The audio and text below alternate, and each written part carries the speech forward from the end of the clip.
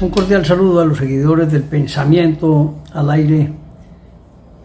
Sin duda alguna, hoy, 16 de junio del año 2024, debo expresarles un cordial saludo y una felicitación a los padres en Colombia. No sé con precisión en qué otros lugares del mundo también se celebra el Día del Padre, pero hoy tengo que mencionar que muchos y miles de padres de familia se dedican con esmero a la construcción de una familia bonita, digna y que dé ejemplo. A ellos, un abrazo fraterno en este día. Por otro lado, les cuento que en forma sorprendente, el día viernes, en las horas de la tarde-noche, se aprobó la reforma pensional. Quedan muchas dudas y muchos vacíos, porque no sabemos si pasará la constitucionalidad de la misma. Son tantos los vicios que esperemos que se presenten las respectivas demandas en el momento en que se formalice el proyecto de ley con la firma del presidente de la República. Dios proveerá, la Corte Constitucional tendrá la última palabra, porque seguramente habrá muchas demandas en curso. Problema inmenso tenemos hoy en Colombia con el tema de las cédulas. ¿Cómo les parece a ustedes que así se ve la genialidad del gobierno Petro? Canceló la licitación para elaborar cédulas de extranjería. Lo entregó a dedo a la Imprenta Nacional de Colombia, que no tiene ni capacidad ni experiencia. La imprenta entonces tuvo que subcontratar a la mexicana Accesos Holográficos, que tampoco sabe ni puede. Y les tocó entonces pedirle auxilio a una firma eslovena, Cetis. Esto es para unas 8.000 cédulas de extranjería, y quieren hacer lo mismo con nuestros pasaportes, que son más de 2 millones anuales. ¿Qué problema tan grave? ¿Cómo les parece entonces? También, como hecho nuevo, que FECODE está en paro, en pro de que se archive la reforma a la educación. ¿Cómo entender entonces que un sindicato de maestros como FECODE, que supuestamente promueve y trabaja por la educación, termine protestando en contra de ser evaluados, cuando este siempre ha sido un criterio de calidad en el sistema educativo? Eso es miedo a reconocer que no están capacitados muchos de ellos, porque con el tiempo se quedaron en lo mismo y no entienden ni perciben el cambio en la educación que se debe dar en Colombia. Eso es algo aterrador. Y habrá que ver si no prospera la reforma. También les cuento que Irene Vélez, la polémica exministra de Minas, ahora de cónsul en Londres, asumió el nuevo cargo tras casi un año de haber dejado el ministerio por renuncia que presentó voluntariamente, lo cual produce también rechazo porque sigue sin respetarse la carrera diplomática. Los consulados se convirtieron en fortines políticos para pagar favores.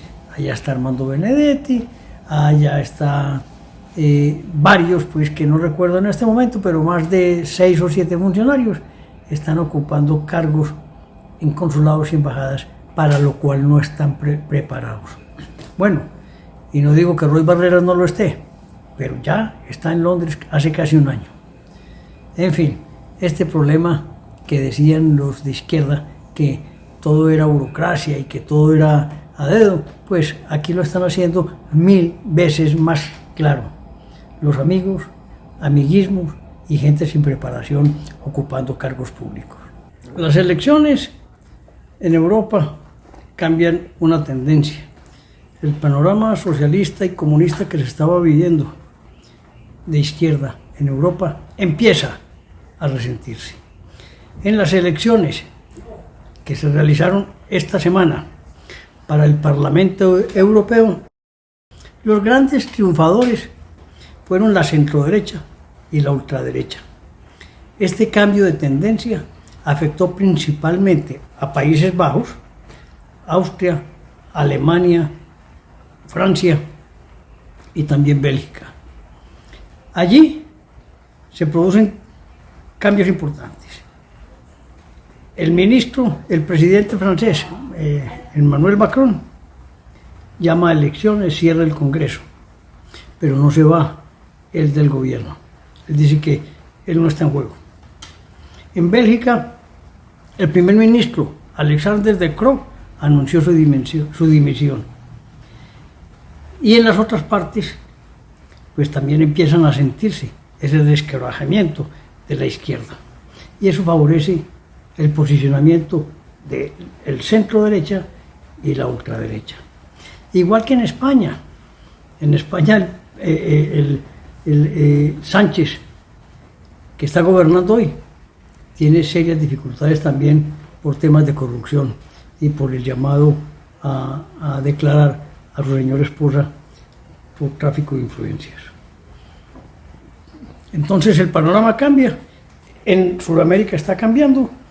En Centroamérica ha ido drásticamente modificándose en los últimos años. Y esperamos entonces que los países y los pueblos se puedan desarrollar con trabajo, con armonía, con disciplina social, con orden y con mucho crecimiento económico. Si hay crecimiento económico, hay empleo y hay bienestar. Contra todo pronóstico, el dólar empezó su alza desde hace unos 4 o 5 días y ya está por encima de la barrera de los 4.100 pesos por dólar. Se atribuye a 2 razones principalmente. Uno, la incertidumbre económica de Estados Unidos, que se suma a los riesgos que representa para los inversionistas la economía colombiana, que está gastando mucho más de lo que recauda, que los inversionistas se están yendo y que no hay ingresos suficientes para sostener la economía en Colombia. Inclusive el jueves pasado llegó la tasa representativa a 4.153 pesos y para el viernes se inició en 4.107. Vamos a ver cómo se comporta la semana entrante. Y es entonces la más alta desde noviembre del año 2023. Y según dicen los expertos, la economía viene desplomándose las últimas semanas, aún más desde que el presidente Gustavo Petro anunció que el presupuesto estaba desfinanciado y amenazó con dejar de pagar la deuda pública si no se aumentaba el cupo de endeudamiento, lo cual ya fue autorizado por el Congreso. Pero amenazas, amenazas, amenazas. Están diezmando sin duda alguna la inteligencia militar. Ha sido una política constante, coherente desde el primer día del mandato del presidente Gustavo Petro. Sacaron grandes coroneles, generales, y sigue la purga cada tiempo. La mística del ejército está fallando, lo cual lamento profundamente porque yo mismo soy miembro de la fuerza en mi calidad de capitán de la Reserva del Ejército de Colombia. Ese despido de oficiales expertos, la pérdida de confianza de agencias homólogas, el retiro de recursos y la politización de decisiones estratégicas son sus causantes. Basta también recordar el asesinato de un capitán, un sargento y un soldado por otro soldado infiltrado de las FARC, infiltrado que estaba dentro del Ejército de Colombia y asesinó a estos señores. En Puerto Leguízamo, Putumayo, o las discrepancias en los inventarios de las armerías de los batallones de La Guajira y Cundinamarca, causados por militares que falsificaron sus registros para vender armamentos a grupos ilegales. Eso es terrible. Se perdió esa moral, se perdió ese interés que teníamos todos de creer y construir con el ejército una mejor Colombia. Y recuerden que hace 15 días hubo un cambio también del comandante del ejército. No hay moral, si no hay moral no hay entrega, y si no hay entrega fácilmente seremos vulnerables. Y recuerden que la policía y el ejército son los bastiones de la democracia y defensores de los civiles. Vamos a ver qué ocurre. Tengamos fe, pero preparémonos, señores. En este truculento drama de la Unidad de Gestión de Riesgos, Olmedo López y Snyder Pinilla siguen acusando gente. Ahorita, el ministro de Hacienda es señalado por corrupción en la Unidad de Gestión del Riesgo.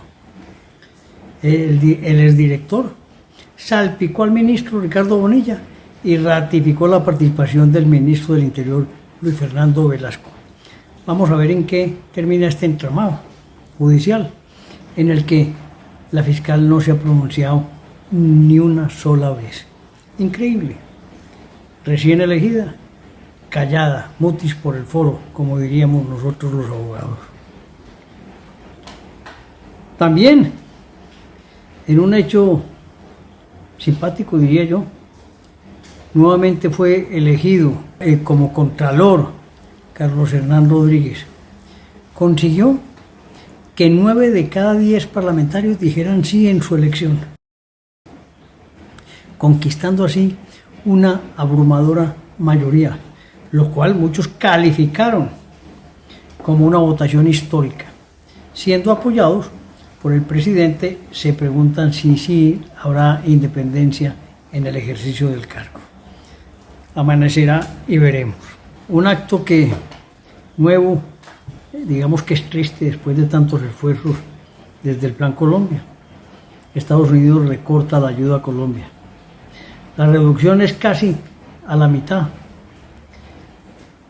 Solamente 208 millones se entregarán, casi la mitad de lo que estaba previsto.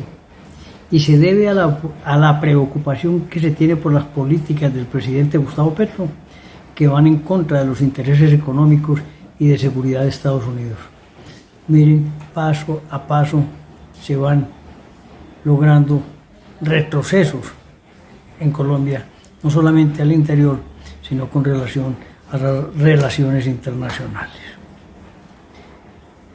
El presidente Gustavo Petro visitó a Suecia, donde se reunió con integrantes del Parlamento y con los 26 embajadores de Colombia en Europa, con el propósito de revisar los avances en materia de cooperación. Y en Suiza, donde habló de paz en el marco de una cumbre en torno a la guerra de Ucrania.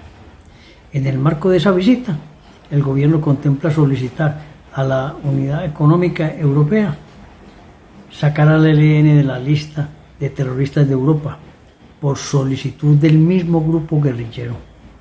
Mientras tanto, el terrorismo de las FARC se ensaña con las poblaciones de Cauca y Nariño. Lo más reciente, también una motobomba en Jamundí que afectó a civiles. Y la policía fue atacada en Suárez con explosivos lanzados con drones. Mírenme bien, el grado de sofisticación que tienen ya las guerrillas, las disidencias, los bandidos. Todo lo que es malo se mejora a través de armamentos, a través de presiones, es decir, ellos son los grandes triunfadores que existen en Colombia desde el momento en que fue elegido el presidente Gustavo Petro. Y por último les digo que, como bien les dije anteriormente, la reforma pensional fue aprobada al caer la tarde del viernes y siguen en trámite la educación, la laboral, la de educación. Amanecerá y veremos. Hay todavía hasta el 20 de junio posibilidades de que todas sean aprobadas y, como dice el cuento acabado, botín colorado, dispense lo malo que hubiera estado. Un cordial saludo para todos.